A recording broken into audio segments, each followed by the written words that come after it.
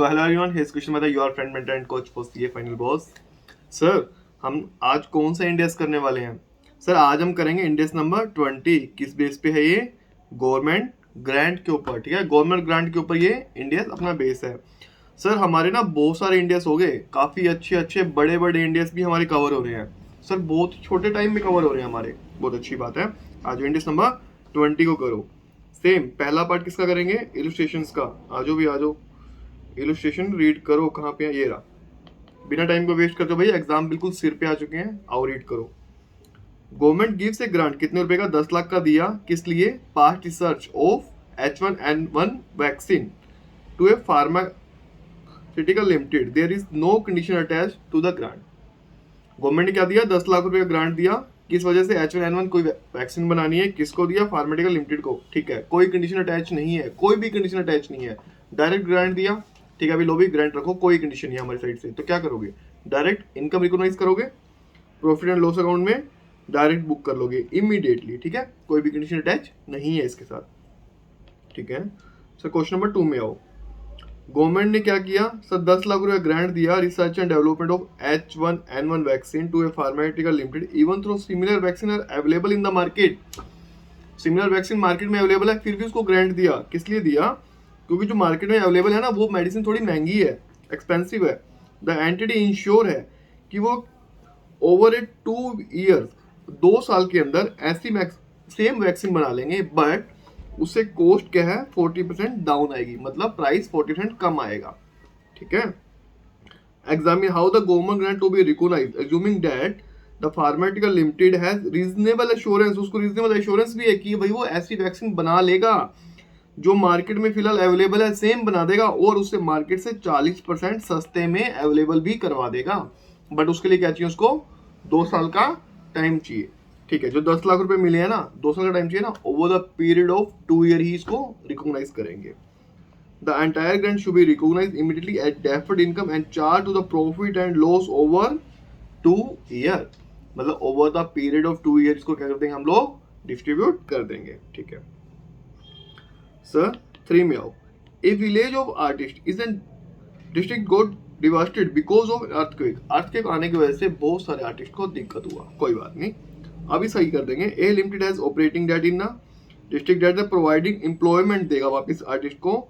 ठीक है, the government give a grant, कितना? 10 लाख रुपए का। A limited that 100 artist rehabilitate over a period of 3 year और ग्रांट रिलीज 2 लाख। ठीक है, examine how the grant should be recognize. Sir, earthquake की वजह से गवर्नमेंट ग्रांट दिया, कितने का दिया? 10 लाख रुपए। 2 लाख तो इमीडिएटली रिलीज भी कर दिए। ठीक है, 3 साल के अंदर काम करना है ना, तो over the period of 3 year इसको क्या करेंगे? रिकॉग्नाइज करेंगे, अभी डेफर्ड कर देंगे। ठीक है, A limited will recognize 10 lakh as a government grant and set it up at deferred income and will recognize in profit and loss account over the period of 3 year. ठीक है, जितने साल का ये ग्रांट मिला उतने सालों के लिए उसको डेफर्ड कर दो। उतने सालों के हिसाब से ही हर साल का जो पार्ट होगा उसको प्रॉफिट एंड लॉस में अपना क्या करो? ट्रीट करो एज ए इनकम। ठीक है, क्वेश्चन नंबर 4 में आओ। ए लिमिटेड ने रिसीव किया गवर्नमेंट से लोन 50 लाख रुपए का एट द रेट ऑफ 5%। ठीक है, आफ्टर 5 ईयर बुलेट पेमेंट, 5 साल के बाद बुलेट पेमेंट दूंगा। ठीक है, द प्रिवेलिंग मार्केट रेट कितना है? 12% के हिसाब से। Calculate the amount of government grant and pass the necessary general net. क्या हुआ भाई? अच्छा इंपॉर्टेंट क्वेश्चन है, इसको नोट करो। 50 लाख रुपए गवर्नमेंट से मिला at the rate of 5%। Same amount अगर मार्केट से ले जाता तो कितने में मिलता? 12% पे। ठीक है, आउटफ्लो कितना हुआ? 50 लाख का 5%, 2.5 लाख रुपए, 2.5 लाख रुपए 5 साल तक का ब्याज और लास्ट में 50 लाख रुपए की बुलेट पेमेंट। पहले तो इसको मार्केट रेट के हिसाब से क्या करो? डिस्काउंट करो। 2.5 लाख, 2.5 लाख, 2.5 लाख, 2.5 लाख, 2.5 लाख और 50 लाख। 12% के हिसाब से इसको क्या करो? फैक्टर निकालो। First year, second year, third year, fourth year, fifth year और फिफ्थ ईयर। मल्टीप्लाई करने के बाद आपकी जो अमाउंट आई 37,38,328 रुपए। ठीक है, मिला कितने का? 50 लाख रुपए का। बीच का डिफरेंस कितना हो गया? 12,61,672 रुपए का आपको क्या आ गया? गवर्नमेंट से ग्रांट मिला। Sir, bank account debit 50 lakh ही मिला। ठीक है, लोन अकाउंट में कितना जाएगा? 37,38,328 रुपए जो आपने यहां से निकाला अभी, बाकी का डेफर्ड इनकम। ठीक है। रीपेमेंट शेड्यूल बना देते हैं आपका, आ जाओ 37/38/328, 12% के हिसाब से ब्याज लगाओ, 2.5 लाख रुपए फर्स्ट ये मंथ में गए, क्लोजिंग बैलेंस यही क्या हो जाएगा ओपनिंग, फिर 12% लगाओ 2.5 लाख गए क्लोजिंग, ये क्या हो जाएगा ओपनिंग, फिर इस पे 12% का ब्याज लगाओ 2.5 लाख गए क्लोजिंग। ऐसे करते करते फिफ्थ में ओपनिंग आया, 12% का ब्याज लगेगा, ठीक है। टोटल कितना होगा 52,50,000 गए अपने, लास्ट में तो पूरे चले गए ना, और फिर आपका क्या हो गया नील हो गया। समझ में आया? काफी अच्छा क्वेश्चन था, शायद 1 मिनट भी लगा अपने को, ठीक है। आओ, बैंक में तो 50 लाख ही आए, लोन में जो आपका डिस्काउंटेड के बाद अमाउंट आई वो चलेगी, और बाकी की डेफर्ड इनकम में चलेगी सर, ठीक है। क्वेश्चन नंबर 5 में आओ, continue the fact given in illustration 4 के अंदर जो भी थे सब वही मानो जो अभी हमने लास्ट में प्रैक्टिकल क्वेश्चन किया अच्छे वाला, उसी को मानो, ठीक है। The loan is immediately major to rescue of enterprises, क्या इमीडिएटली 12,61,000 रुपए गए आपके, ठीक है। तो क्या करोगे आप 12,61,000 रुपए के रेस्क्यू एंटरप्राइजेस माइनस में 12,61 कितने प्रॉफिट एंड लॉस अकाउंट में चले जाएंगे, प्रॉफिट एंड लॉस अकाउंट में इमीडिएटली कर दिया ना रेस्क्यू में, ठीक है, एंटरप्राइजेस का, ठीक है। तो क्या होगा प्रॉफिट एंड लॉस में हाथों हाथ क्रेडिट कर दो उसको, कोई बात नहीं। The loan is a subsidy for A staff training exposure incurred equally 4 year, 4 year तक गए तो आप क्या करो डेफर्ड कर दोगे 4 ईयर के हिसाब से। बी में 12,61,672 प्रॉफिट एंड लॉस अकाउंट में जाएंगे over a period of 4 year. C में आओ, the loan to finance to depreciable assets, assets लेनी है, 2 तरीके हैं, या तो उसको डेफर्ड कर दो इनकम मान के, या जितनी एसेट्स की कॉस्ट है उसमें से आपकी ग्रांट को माइनस कर दो। See the loan is finance to depreciable asset, जितने की एसेट्स मिली माइनस में कर दो, 12,61,672 will be recognised in profit and loss account, ठीक है। जितने की कॉस्ट थी उसमें से लोन को और आपने गवर्नमेंट की ग्रांट को माइनस कर दो, रिमेनिंग को आप डेप्रिशिएट करते जाओ over the period of time. Easy लग रहे हैं क्वेश्चन? आओ